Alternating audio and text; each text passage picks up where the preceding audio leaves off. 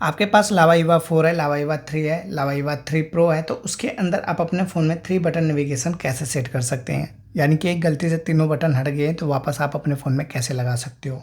तो उसके लिए आपको जाना है सेटिंग पे, नीचे की साइड जाएंगे और यहाँ पर आपको दिख जाएगा एक्सेसिबिलिटी का ऑप्शन, इस पर आपको टैप कर लेना है। नीचे की साइड जाना है, यहाँ पर आपको दिख जाएगा सिस्टम कंट्रोल, इस पर आपको टैप कर लेना है।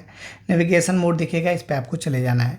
जाने के बाद यहाँ पर आपके सामने दो ऑप्शन आता है, एक गेस्चर नेविगेशन आता है, दूसरा आता है 3 बटन नेविगेशन। तो आपको 3 बटन नेविगेशन पे ऐसे टैप कर लेना है, तो यहाँ से आपका बटन सेट हो जाता है।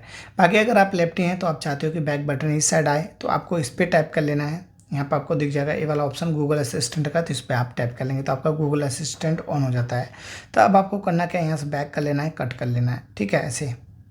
अब अपने होम बटन को ऐसे प्रेस करके रखना है, तो आपका गूगल असिस्टेंट बार बार खुल जाएगा। तो इस तरह से आप अपने फ़ोन में कर लेंगे। अगर वीडियो अच्छी लगेगी तो लाइक कमेंट शेयर सब्सक्राइब कीजिएगा। मिलते हैं नेक्स्ट वीडियो में, तब तक के लिए बाय बाय।